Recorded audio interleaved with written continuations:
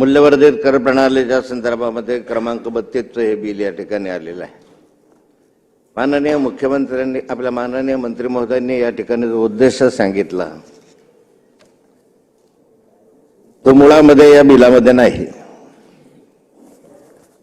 जे तुम्ही सांगितलं त्या बिलाशी विसंगत अशा स्वरूपाचं तुम्ही आपलं भाष्य केलेलं दिसतंय।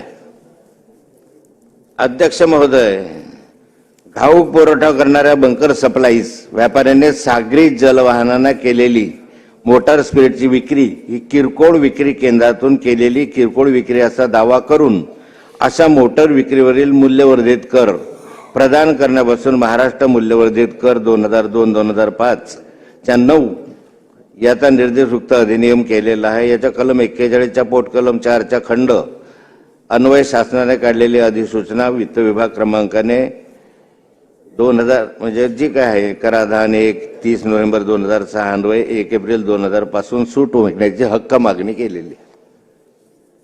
अध्यक्ष महोदय, यामधून आपल्यापर्यंत म्हणजे ज्या मोठ्या बोटी आहेत म्हणजे डीप सी, तुम्ही म्हटलं डीप सी मध्ये खोल समुद्रामध्ये ज्या जाणाऱ्या बोटी आहेत त्या बोटीपर्यंत लहान बोटींमधून डिझेल नेऊन त्यांना पुरवठा करण्याची एक पद्धती त्या ठिकाणी आहे। आणि हे करत असताना ज्या ठिकाणी डीप सी मधल्या ह्या बोटी आहेत त्यांना देत असताना त्या पेट्रोल पंपाच्या दराप्रमाणे त्यांना टॅक्स लागावा अशी त्यांची मागणी होती। आपण त्याच्यावर जो कर लावत होता तो विसंगत होता, म्हणजे याच्याशी विपरीत होता। पेट्रोल पंपाला डायरेक्ट पेट्रोल पंपापासून रिटेल म्हणून जो आपण टॅक्स लावत होतो तो टॅक्स आणि डीप सी मध्ये जाऊन लावणारा जो टॅक्स, ह्या टॅक्स मध्ये जे अंतर होतं त्या संदर्भामध्ये, तर त्या अंतरामधली जी सूट आहे ती त्यांना मिळावी या संदर्भामधली अधिसूचना या ठिकाणी दिसते। माझा प्रश्न पहिला असा आहे की दिनांक 31/11/2006 ची अधिसूचना ही केवळ तेल कंपन्यांसाठी होती। आपण जी काढलेली अधिसूचना होती ती फक्त केवळ तेल कंपन्यांसाठी होती। त्यात आज पूर्वलक्ष्य प्रभावाने हे 145 पासून दुरुस्ती करणं अयोग्य आहे। तुम्ही किती मागे जा याच्या संदर्भात नियम आहेत की नाही? मागे जाण्याच्या संदर्भामध्ये तुम्ही आता याच्यामध्ये 145 पासून मागे जायला लागलेलं असतात, म्हणजे तेव्हापासून तर आजपर्यंत बरंच त्याच्या संदर्भातलं असेसमेंट होऊन त्यांना सूट देण्याच्या संदर्भामध्ये विचार तुम्हाला करावा लागेल। त्या मला म्हणायचं आहे की यामध्ये किती बंकर तेल विकणाऱ्यांना फायदा होणार आहे, किती व्यापाऱ्यांच्या अपीलमध्ये किती महसूल अडकलेला आहे, या सर्व बाबींची माहिती आता आपण द्यायला पाहिजे की तुम्ही हा निर्णय घेतल्यानंतर याचा लाभ होणार तो किती बंकर व्यापाऱ्यांना होणार आहे, यामध्ये किती महसूल अडकलेला आहे, किंवा जो महसूल अडकलेला आहे जो तुमच्या याच्यामध्ये म्हणजे ज्या दिवशी अशा स्वरूपाचे निर्णय झाले तो महसूल अडकलेला आहे तो कंपन्यांमधून म्हणजे आपल्या अपिलेट ऑथॉरिटी ज्याला आम्ही त्या संदर्भामध्ये की आपल्याकडून निर्णय झाल्यानंतर न्यायाधिकरणाकडे जाण्याची जी प्रथा आहे त्या न्यायाधिकरणाकडे जाऊन त्या ठिकाणी ते अपिलेट ऑथॉरिटीकडे की ते पैसा आपला अडकलेला आहे, अपिलेट ऑथॉरिटीकडे जो पैसा अडकलेला आहे त्या न्यायाधिकरणाने निर्णय आपल्याकडे असं दिला की आता हा बंकरमधून जो पैसा आहे जो तुम्ही जमा केलेले पैसे आहेत ते पैसे यांना परत देण्यात यावे।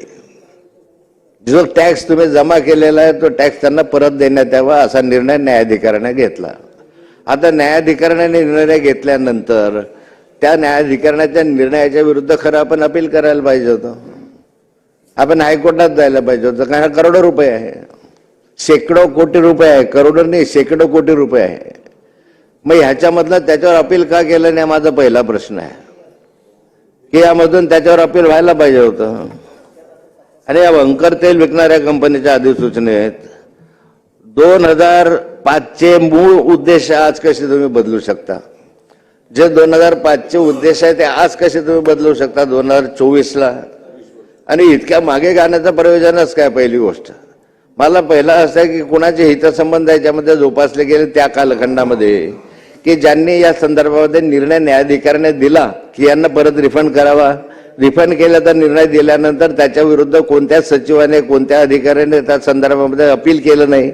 अपील न केल्यामुळे नामुष्की सरकार उद्भवली की सरकारच्या तिजोरीतनं पैसा परत द्यायची वेळ तुमच्यावर आली। आणि मग अशा संदर्भामध्ये अध्यक्ष महोदय त्या जबाबदार अधिकाऱ्यावर कारवाई केली पाहिजे। मुळामध्ये सरकारकडे आज पैसा नाही. सरकारकडे पैसा नसताना अशा स्वरूपाचे उद्योग जो अधिकाऱ्याने केले असतील किंवा ज्याचे निघले जातात त्याच्यामध्ये काय म्हणतो दुर्लक्ष असेल, अशा दुर्लक्ष करणाऱ्या अधिकाऱ्यावर तुम्ही ताबडतोब कारवाई केली पाहिजे. माझा हाच उद्देश आहे की तुम्हाला 2024ला आणण्याची आज आवश्यकता का भासली, कशासाठी आज तुम्ही आणतात, इतक्या नंतरच्या कालखंडामध्ये या सुधारणा आणण्याचं कारण काय. मुळामध्ये समजलं पाहिजे की किती पैसा तुमच्याकडे आहे, न्यायाधिकरणाने काय निर्णय दिलेला आहे, कोणत्या कोणत्या न्यायाधिकरणाकडे अपील पेंडिंग होतं, त्या न्यायाधिकरणाकडे अपील पेंडिंग असताना किती पैशाच्या संदर्भामध्ये अपील होतं, किती लोकांनी अपील केले आहे, किती एका विशिष्ट कंपनीने या ठिकाणी अपील केलेलं दिसत आहे. तुम्ही ज्याच्यामध्ये म्हटलेलं आहे खाली की विस्थापित झालेल्या म्हणजे एका विशिष्ट कंपनीने या ठिकाणी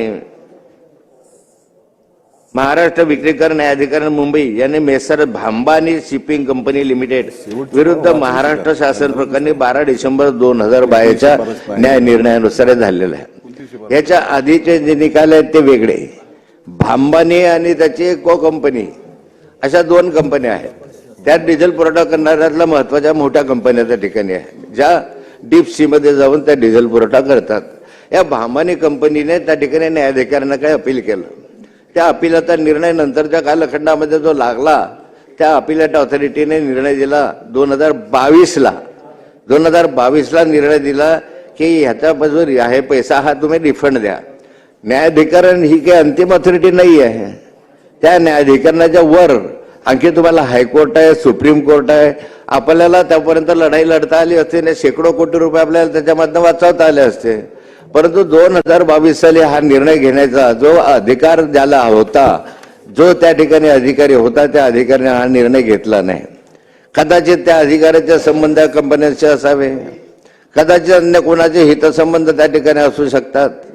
आणि अध्यक्ष महोदय, या माध्यमातूनच असा शेकडो कोटी रुपयाचा रेव्हेन्यू जर सरकारच्या तिजोरीतून जात असेल त्याची आपण गंभीरतेने लक्ष घालण्याची आवश्यकता आहे. माझा प्रश्न यामध्ये असा आहे की महाराष्ट्र विक्रीकर न्यायाधिकरणाने 22 मध्ये दिलेल्या निर्णयाच्या विरुद्ध तुम्ही अपील करायला पाहिजे होतं, ते अपील का केलं नाही याचं उत्तर मला पाहिजे आहे. यापूर्वी 2022 ते 2023 मध्ये 2 वेळा अभय योजना आल्या. ॲम्नेस्टी स्कीम आपण 2 वेळा दाखल केलं. तुम्हाला ॲम्नेस्टी स्कीम जर 2 वेळा दाखल करून त्याच्यामध्ये आपण म्हटलं होतं की तुम्ही आमच्याकडे जर तुमचा टॅक्स आमच्याकडे घेणं असेल किंवा तुम्हाला असं वाटत असेल तर त्याच्या बदल्यात तुम्ही आमच्याकडे भरा, आम्ही 50% तुम्हाला सूट द्यायला तयार आहोत. 50% सूट देण्याच्या संदर्भातला निर्णय ज्यावेळेस आपण त्या ठिकाणी घेतो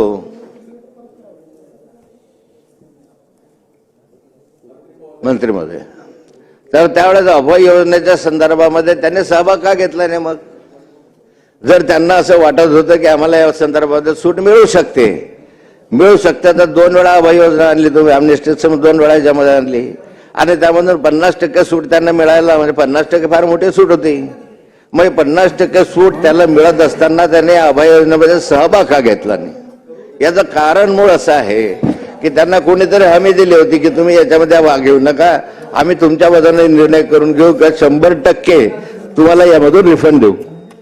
त्यावेळेस 50% रिफंड मिळत असताना त्याचा लाभ न घेता 100% रिफंड घेण्याच्या हेतूने त्यांनी याचा लाभ घेतलेला नाही आहे. मला प्रश्न असा आहे की या ज्या 2 कंपन्या आता भांबानी आणि त्यांच्या अन्य कंपन्या असतील, या कंपन्यांच्या संदर्भामध्ये मंत्री महोदय, या कंपन्यांच्या संदर्भामध्ये कोण असा आहे की ज्यांनी या अभय योजनेचा लाभ न घेता या ठिकाणी परत न्यायाधिकरणाकडे त्या ठिकाणी जाण्याचं पसंत केलं.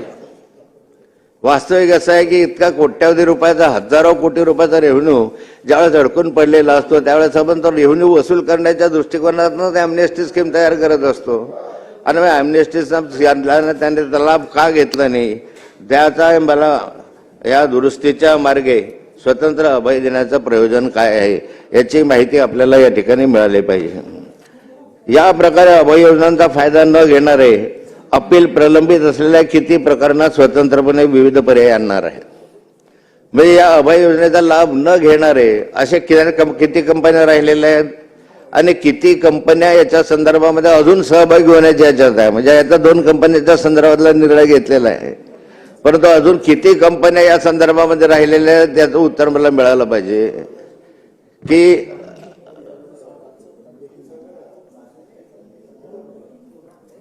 या प्रकारे अभय योजनांचा लाभ न फायदा न घेणारे व अपील प्रलंबित असलेल्या किती प्रकरणात स्वतंत्रपणे विविध पर्याय आणणार आहात. यात सरकारी कंपन्या किती आहेत, त्याकरता तेल कंपन्यांकरता काही तरतूद केली नाही, केवळ खाजगी व्यापारी वर्गाकरता हे दुरुस्त केलेले आहे का.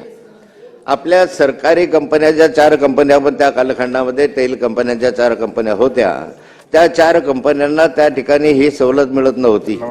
मग खाजगी व्यापाऱ्यांना त्या ठिकाणी सवलत देण्याचं प्रयोजन काय आहे. आणि जर त्याच्यामधून ह्याला हे तुम्ही सूट देत असाल तर किती कंपन्या अशा राहिलेल्या आहेत की ज्या कंपन्या अजून याच्यामध्ये मागणी करू शकतात. म्हणजे आता ह्याने मागणी केली, न्यायाधिकरणाने केला, त्याच्यावर आपण अपील केलं नाही, आणि दुसऱ्यांना जर आणखी मागणी केली या संदर्भात कंपन्यांनी, त्या कंपन्यांनी अपील करत असताना किती कंपन्यांना तुम्ही या ठिकाणी सूट देणार आहात. ह्या सूट देण्याच्या संदर्भामध्ये अध्यक्ष महोदय एक मापुली याच्यामध्ये अपील न केल्यामुळे तुमचं हजारो कोटी रुपयाचं नुकसान आहे, हजारो कोटी रुपयाचं. म्हणजे एक चूक सरकारला किती होते याचा जिवंत अनुभव आपण या ठिकाणी घेतोय. सरकारकडे आज पैसा नाही आहे. व्हॅटच्या संदर्भामध्ये वेगळी भूमिका आपण घेतो आहोत. ज्यावेळेस जीएसटी लागू झाला तर जीएसटी लागू केल्यानंतर व्हॅटमध्ये व्हॅट आहे ना, अजून व्हॅट आहे अजून.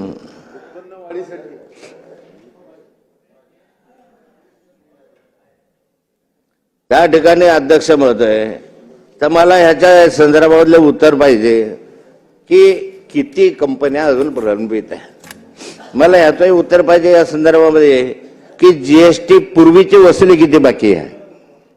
आपल्याकडे व्हॅट वेगळा केला, पण व्हॅट सर्वसाधारणपणे 4 यांना आपण लागू केलेला आहे. डिझेल, पेट्रोल, सीएनजी आणि आणखी अशा 4 यांना आपण आता व्हॅट, अजून आपलं दारू, अशा 4 याच्यावर अजून आपला व्हॅट आहे.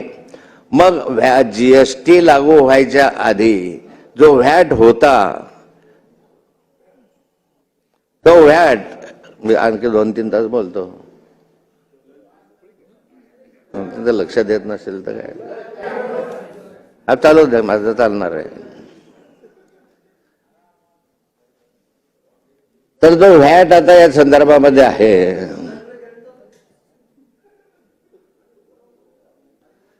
तर या जीएसटी लागायच्या आधी व्हॅटच्या माध्यमातून किती येणं आपलं अजून बाकी आहे ह्याची आकडेवारी मला पाहिजे. दुसरं यामध्ये असं आहे की जवळपास जीएसटी लागण्याच्या आधी 1 लाख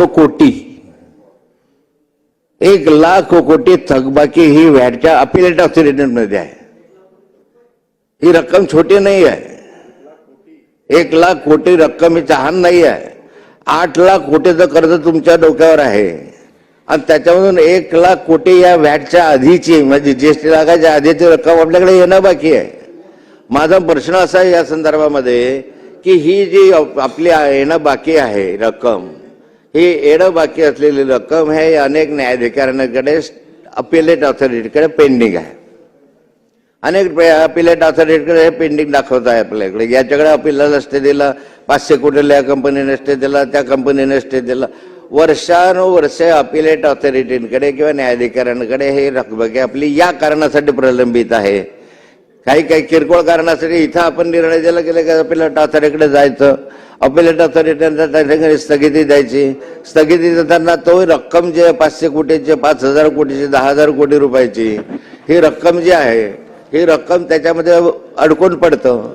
मग आपलं त्याच्यामधलं बिनव्याजी रक्कम त्याच्यामध्ये अडकून पडते. यांना एखाद्या कंपनीचं हे ध्येय असतं की 100 कोटी रुपये त्या संदर्भामध्ये जर असतील तर 100 कोटी रुपये अपीलेटमध्ये आठवायचे, स्टे घेऊन टाकायचा.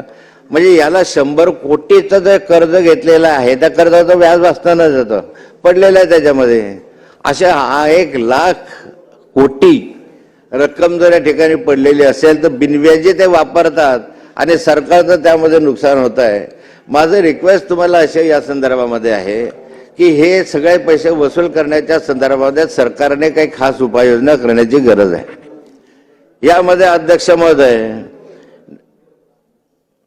न्यायाधिकरणाच्या माध्यमातून अध्यक्ष महोदय की एक तर सगळ्या न्यायाधिकरणांच्या संदर्भामध्ये किती अपील पेंडिंग आहे याची यादी एक प्रकाशित केली पाहिजे। तुमचे कोणकोणत्या विशिष्ट न्यायाधिकरणाकडे प्रलंबित आहे का? न्यायाधिकरणाच्या माध्यमातून काही हायकोर्टामध्ये प्रलंबित आहे, काही हायकोर्टामधले अपील हे सुप्रीम कोर्टामध्ये प्रलंबित आहे।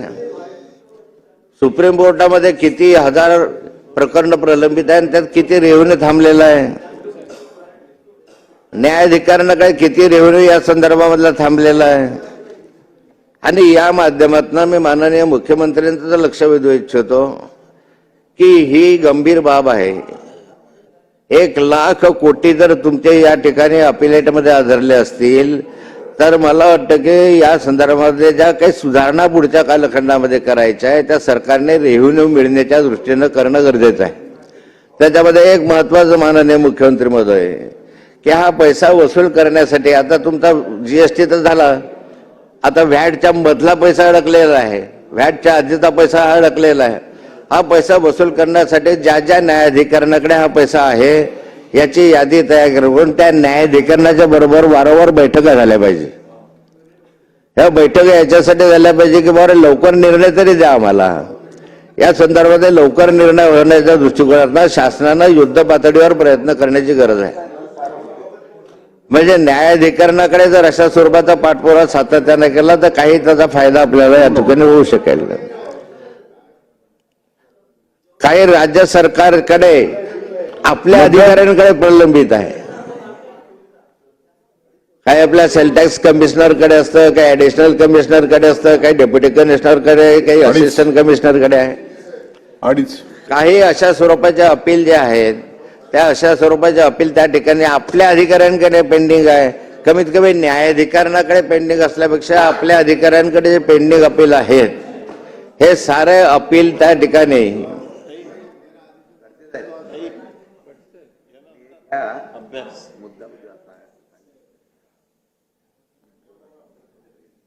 हे सारे अपील निर्णयात काढण्यासाठी त्या ठिकाणी राज्य सरकारनं जर केलं तर त्याच्या माध्यमातून हजारो कोटीचा रेव्हेन्यू हा सरकारच्या जमामध्ये हे तर तुमच्या अधिकारामध्ये आहे। तुमच्या डेप्युटी कमिशनरकडे किंवा ऍडिशनल कमिशनरकडे या ठिकाणी जे काही अपील असतील हे तर तुमच्या अधिकारामधले, त्यांना आपण वेग आणला पाहिजे की ताबडतोब तुम्ही तारखा द्या, ताबडतोब आता निर्णय जो द्यायचा असेल तो द्या, पण अपिलाचे निर्णय लवकर होऊ द्या।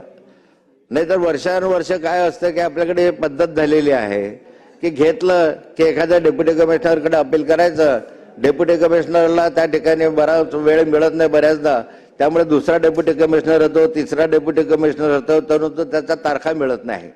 अशा स्थितीमध्ये आपला रेव्हेन्यू तर अडकून पडतो, त्याचं काम बघतं, तो म्हणतो मला स्टे मिळालेला होता, आता काही मला चिंता नाही आहे। आणि त्यामुळे आपल्याकडे या हजारो कोटी रुपयाचं नुकसान त्या माध्यमातून होऊ शकतं, होत आहे, आज होऊन राहिलेलं आहे। म्हणून अध्यक्ष महोदय यामध्ये दुरुस्ती केली पाहिजे। न्यायाधिकरणाच्या माध्यमातून अध्यक्ष महोदय हे सारे प्रस्ताव जे आहेत या प्रस्तावावर विशेष अशा स्वरूपाची एक समिती नेमली पाहिजे।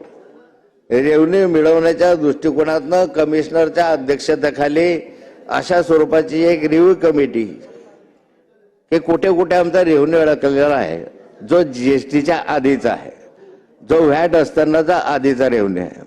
आता यामध्ये बऱ्याचदा असं होतं की आयजीएसटी म्हणजे इंटरस्टेट जीएसटीच्या संदर्भामध्ये असेल, म्हणजे जो आपल्याकडे आयजीएसटीचा असेल, राज्य सरकारचा जीएसटी असेल, आपला राज्य सरकारचे टॅक्सेस असतील, केंद्र सरकारचा जीएसटी असेल, या त्रिस्तरीय पद्धतीमध्ये जी काही व्हॅट अजून आपल्याकडे सुरू आहे, ज्या व्हॅटच्या माध्यमातून ज्या ज्या 4 गोष्टींसाठी आपण व्हॅट लावतो आहोत, म्हणजे पेट्रोलसाठी, डिझेलसाठी, सीएनजी साठी आणि दारूसाठी व्हॅट्स लावत असताना त्या ठिकाणी अध्यक्ष महोदय मागच्या वर्षाच्या 5% वरून 10% दारूचा व्हॅट वाढवला।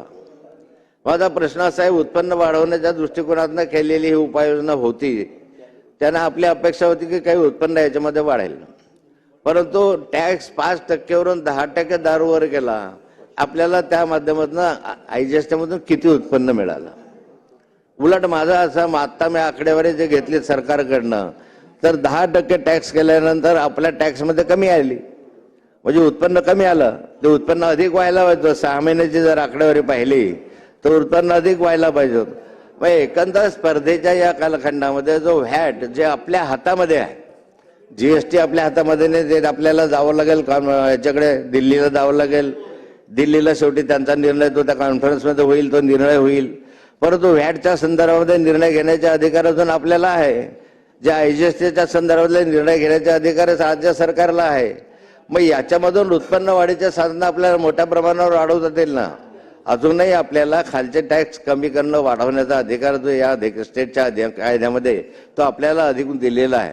माझं म्हणणं आहे की वाईनच्या संदर्भामध्ये, दारूच्या संदर्भामध्ये किंवा अशा संदर्भामध्ये शेजारच्या राज्यांमध्ये जे काही टॅक्सेशन आहे त्या राज्याच्या टॅक्सेशनच्या बरोबरीला किंवा त्याच्या खाली काही भाग आपल्याला आणून आपल्याला याच्यामधनं अधिक रेव्हेन्यू किंवा अधिक उत्पन्न कसं मिळवता येईल या दृष्टिकोनातनं कार्यवाही करायची आहे.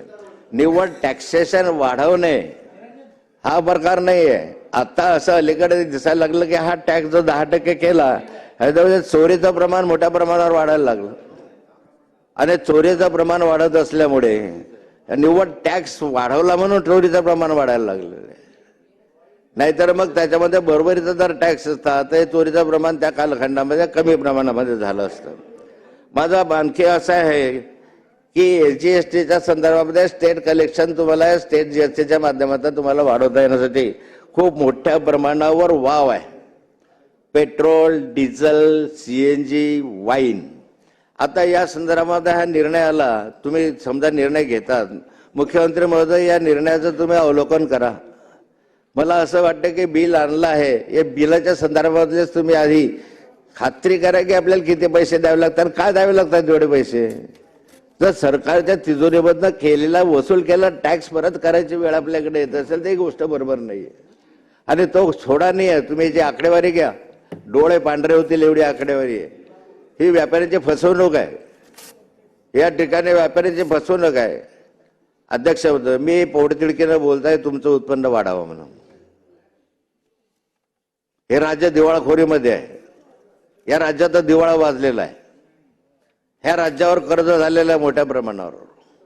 हे कर्ज फेडण्याची क्षमता तुमच्या मध्ये नाही म्हणून वारंवार त्या कर्ज फेडण्यासाठी कर्ज काढतात. आणि त्यासाठी अध्यक्ष महोदय तुमची वाईट परिस्थिती, आर्थिक परिस्थिती या कारणासाठी आली की तुम्ही टॅक्स जमा केलेला टॅक्स परत द्यायची वेळ तुमच्यावर येते. का नको कार्यवाही व्हायला? या अधिकाऱ्यांच्या विरुद्ध काही चौकशा करा या गोष्टीच्या, की काय अशा स्वरूपाचे हे कोड आहेत की ज्याच्यासाठी तुम्ही करोडो रुपये परत करण्याची वेळ आली. आणि म्हणून माझं म्हणणं असंही आहे तुम्हाला त्या संदर्भामध्ये की रिटेलच्या संदर्भामध्ये निर्णय घेत असताना ज्यावेळेस डीप सी मधला बंकरला तुम्ही परवानगी देणार, आत्ता या संदर्भामधला काय धोरणात्मक निर्णय पुढच्या कालखंडामध्ये घेणार आहात. पेट्रोल पंपामधून केलेली विक्री आणि डीप सी मध्ये बंकरच्या माध्यमातून केलेली विक्री ही समान धरण्याच्या संदर्भातलं धोरण तुम्ही आता घेत आहात. म्हणजे आता मला माझी चूक असू शकेल त्याच्यामध्ये, कदाचित मला माहिती कमी असू शकेल, परंतु मी जे सांगतोय आहे ते मला जे माहिती घेतलेली आहे किंवा त्याच्यामध्ये तर आपण पेट्रोल पंपाच्या संदर्भामध्ये नाही म्हणतो पण रिटेलच्या संदर्भामध्ये म्हणतोय की रिटेल पेट्रोल पंप सोडून द्या तुम्ही, पण तो रिटेल विक्रीच्या संदर्भामध्ये मला एवढी माहिती पाहिजे आपल्याकडनं की डीप सी मध्ये जाण्यानंतर बंकरच्या माध्यमातून दिलेल्या डिझेलवर तुम्ही काय भाव आकारणार आहात. जी पद्धती आपल्याकडे पूर्वीची होती तीच पद्धती आपण ठेवली पाहिजे. बऱ्याचदा असं असतं, मगाशी बोलताना विखे पाटील या विषयाला सोडून एक विषय बोलले, म्हणजे तो विषय आहे ज्याच्याशी सोडून असं नाही की बऱ्याचशा डिझेलच्या माध्यमातून आपण 2500 लिटरपर्यंत मर्यादा काही ठिकाणी दिलेली आहे की ज्याच्यामधून सभासदांना ते डिझेल आपण त्या ठिकाणी द्यावं आणि त्याच्यावर आपण टॅक्स फ्री करतो. जर मूळ मच्छीमार सोसायट्या असतील आणि मच्छीमार सोसायट्यांनी डिझेल आपल्याकडनं घेतलं असेल तर त्या ठिकाणी सर्वसाधारण छोट्या मच्छीमार सोसायट्या किंवा सहकारी संस्था, या सहकारी संस्थांना डिझेलच्या वरचा टॅक्स आपण 100% माफ केलेला होता. व्हॅट आपल्या अखत्यारीत असल्यामुळे आपण तो माफ केला. परंतु ज्या संस्थांना आपण लायसन्स दिलं आणि त्याला परवानगी दिली की तुम्हाला टॅक्स आम्ही माफ केलेला आहे, त्या परवानगीच्या माध्यमातून अध्यक्ष महोदय तो टॅक्स त्या ठिकाणी प्रत्यक्ष त्या डिझेलचा जो उपयोग त्या सभासदांना व्हायला पाहिजे होता, त्या सभासदांना तो उपयोग न होता, त्या सभासदांना उपयोग न होता अध्यक्ष महोदय तो प्रत्यक्ष बाहेर विकला गेला. आणि मग याच्यावर ज्यावेळेस छापेमारी झाली, त्या छापेमारीच्या संदर्भामध्ये अध्यक्ष महोदय त्या छापेमारीच्या संदर्भामध्ये लक्षात असं आलं की डिझेलवर जो फ्री टॅक्स आपण दिला, म्हणजे टॅक्स सोडून जो दिलेला, हेच डिझेल बाहेर बाजारामध्ये विकलं जातं आणि त्याच्यामध्ये मोठ्या प्रमाणावर गडबड होते. अध्यक्ष महोदय, अशा स्वरूपाच्या काही घटना ह्या आपल्या निश्चितपणे निदर्शनास आल्या आणि या निदर्शनास आल्यामुळे त्यावर काही बंधनं आपण घातले किंवा घालण्याच्या प्रयत्नामध्ये आहे. माझा प्रश्न असा आहे की अशा स्वरूपाच्या चोऱ्या हे याच्यामध्ये होऊ शकतात आणि या नावानं काही टॅक्स संदर्भात तो टॅक्स भरायचा आहे. प्रश्न माझा असा या संदर्भामध्ये की व्हॅटच्या संदर्भामध्ये आपण आणखीही काही किती वेळ लागेल अजून? एखादा तास लागेल मला. जेवायचे लोक बोलतायत म्हणून जेवणाची सुट्टी मागायची. एक दीड तास लागेल की फार वेळ लागेल? मग जेवणानंतर करूया.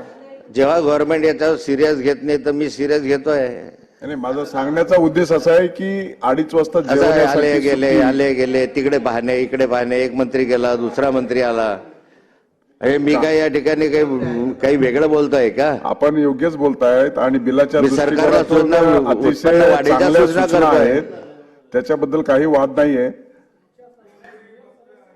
मी येऊन बसलो. हा, माननीय मुख्यमंत्री महोदयांना बोलून घेतलं आणि माननीय मुख्यमंत्री महोदय बसलेले आहेत आणि भाऊ बोलतात म्हणून मी येऊन बसलो आणि मी उत्तर देणार आहे त्याला.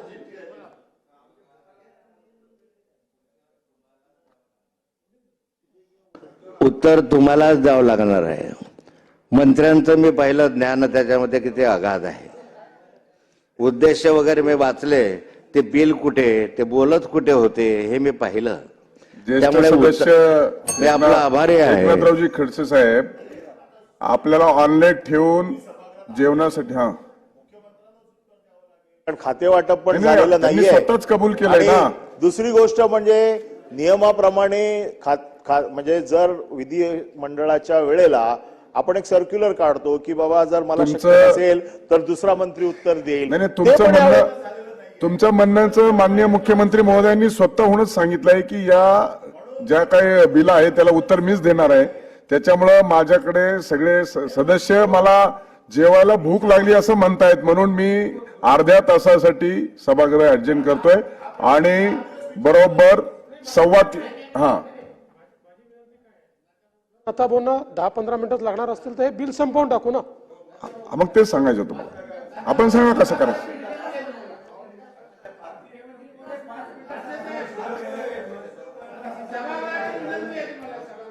ठीक आहे, एक 10 मिनिटामध्ये आटो. ओके, एक 5 मिनिटामध्ये आटोपण्याचा प्रयत्न. ठीक आहे. सभागृहाची विनंती मान्य केलेली आहे. माझ्या सूचना या संदर्भामध्ये आहेत. एक आणखी माझी सूचना यामध्ये आहे, एक सूचना म्हणून मी करतो या ठिकाणी की उत्पन्न वाढवण्याच्या दृष्टिकोनातने प्रोफेशनल टॅक्स, आपण ज्या प्रोफेशनल टॅक्सकडे आता फार दुर्लक्ष केलेलं आहे. तर मागे एक 5 वर्षापूर्वी पासून तर अनेक वेळा सभागृहामध्ये काही विषय प्रोफेशनल टॅक्सच्या विषय ज्यावेळेस आले तर शासनाने सांगितलेलं होतं की प्रोफेशनल टॅक्सचे सारे अधिकार हे आम्ही नगरपंचायत, नगरपालिका, महानगरपालिका आणि कॉर्पोरेशन्स म्हणजे यांना आम्ही देऊ. माझं म्हणणं आहे की महानगरपालिका, नगरपालिका, नगरपरिषदा, पंचायता ह्यांचा ऑक्ट्रॉय बंद केल्यामुळे त्यांच्या उत्पन्नाच्या साधने मर्यादित झालेले आहे. आता त्यांना उत्पन्नाचे साधनं मर्यादित झाल्यामुळे त्या ठिकाणी प्रोफेशनल टॅक्सच्या संदर्भामधली एक दुरुस्ती, एकच मिनिट, दुरुस्ती या संदर्भामध्ये आणून हे अधिकार जे आहेत ते नगरपंचायत, पंचायत आणि आपल्या कॉर्पोरेशनला दिले पाहिजे, म्हणजे त्यांना उत्पन्नाचे साधनं मिळतील हा एक भाग. आणि आत्ता प्रोफेशनल टॅक्समध्ये फार काही पैसा आपल्याकडे येत नाही आहे.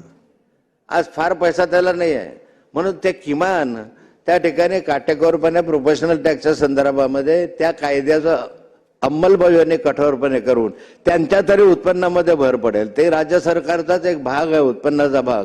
म्हणून नगरपालिकांना या अनुदानामध्ये त्याच्या माध्यमातून भांडवल आणि विकासामध्ये त्याचं योगदान आपल्याला त्या ठिकाणी करण्यासाठी आहे. मी आपल्याला या ठिकाणी शेवटचा एक प्रश्न विचारतो की हे सगळं करत असताना ज्यावेळेस आपण हे करतो आहोत तर मी आपल्याला विनंती करणार आहे, तुम्ही जरूर याच्या आता सुटी अर्धा तास आहे, हेच खात्री करा हे कशासाठी आणताय, कुणासाठी बिल आणतोय, कुणाच्या माध्यमातून आणतोय, कोण याच्या मागे आहे ही खात्री करा. मला माहिती आहे, लागलं खाजमीत मी माहिती दिली याच्या संदर्भात काय घडलेलं आहे मधल्या कालखंडामध्ये, पण हे तुम्ही जरूर खात्री करा. माझी विनंती एवढी की एवढा पैसा परत देऊ नका. ह्याच्यावर आणखी काही अन्य मार्ग शोधता येत असले तर आणखी पैसे त्याच्या संदर्भातले मार्ग परत करा. आणि एकच शेवटचं की हे सगळं करत असताना उत्पन्नाचे स्रोत काय मी वाढवणार, शेवटी तुमचं काय सरकारचं धोरण काय या संदर्भामध्ये. एक निव्वळ कर्ज घेणं, कर्जावरचं व्याज भरणं, परत कर्ज घेणं हे नाही करता निव्वळ उत्पन्नाच्यासाठी आपण काय करणार आहोत, हा उत्पन्नाचा पहिला आणि महत्वाचा विभाग आहे. हे विभागाच्या मध्ये रिफॉर्म दुरुस्त्या करण्याची आवश्यकता आहे. आणि त्या दुरुस्त्या करताना एकच सांगतो की 1,00,000 कोटी रुपये माझ्या माहितीप्रमाणे जे बाकी आहे ते कसे वसूल करता येतील बराबर त्या संदर्भात शासनाने निर्णय घ्यावा. जय हिंद, जय महाराष्ट्र. टूर्स अँड ट्रॅव्हल्स विश्वातील एक विश्वसनीय नाव मँगो हॉलिडेज घेऊन आले आहेत धम्माल फॉरेन टूर्स खास तुमच्यासाठी. एक्झॉटिक युरोप 17 रात्री 18 दिवस, साऊथ आफ्रिकन सफारी 9 रात्री 10 दिवस, नॉर्दर्न लाईट्स 8 रात्री 9 दिवस, दुबई अबुधाबी 5 रात्री 6 दिवस, व्हिएतनाम कंबोडिया 8 रात्री 9 दिवस. तर आजच आपली सीट बुक करा आणि आपल्या फॉरेन टूर्स मेमोरेबल करा. मँगो हॉलिडेज म्हणजेच अविस्मरणीय सहलीचा अनुभव. मँगो हॉलिडेज, चौथा मजला, स्वोजस कॅपिटल अतिथी रेस्टॉरंटच्या वर, लॉ कॉलेज रस्ता, पुणे 4. संपर्क पुणे 83 839 505 किंवा 80 80 81 74 54. मुंबई 83 839 503 किंवा 96 53 18 74 78. Come on guys, hurry up. अरे सुन ना, एक ब्रेक ले लेते हैं. Guys, I'm telling you, तुम लोगों को सही से ट्रैकिंग नहीं आता. But that's okay, you can learn. रोज का ढक्कन देना. तो ये रेड वाला है, सही वाला देना. अबे ढक्कन, पहले तो सही पानी पीना.